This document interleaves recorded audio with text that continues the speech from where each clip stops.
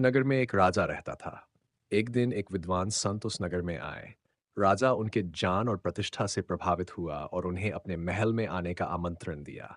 संत ने राजा के आतिथ्य को स्वीकार किया और राजा ने उनकी बहुत सेवा की। राजा की सेवा और सम्मान से संत प्रसन्न हुए। विदा होने से पहले संत ने राजा को एक ताबीज दिया और कहा, इस ताबीज को हमेशा अपने पास रखना। जब तुम्हें ऐसा लगे कि सब कुछ समाप्त हो गया है, कोई राह नहीं बची, तभी इसे खोलना और अंदर लिखी बात पढ़ना। राजा ने वह ताबीज गले में पहन लिया।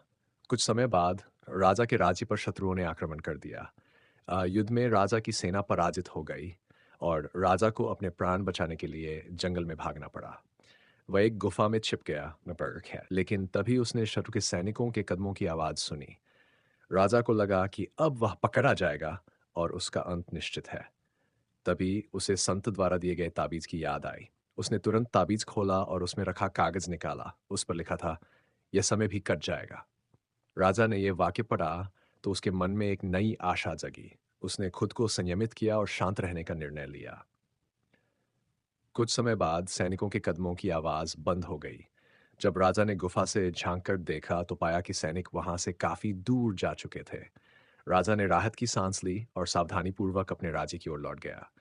आगे चलकर उसने अपनी सेना को संगठित किया और दुश्मनों से अपना राज्य पुनः प्राप्त किया। जीवन में कितनी भी कठिनाइयां आए, धैर्य और संयम रखना चाहिए क्योंकि कोई भी परिस्थिति स्थायी नहीं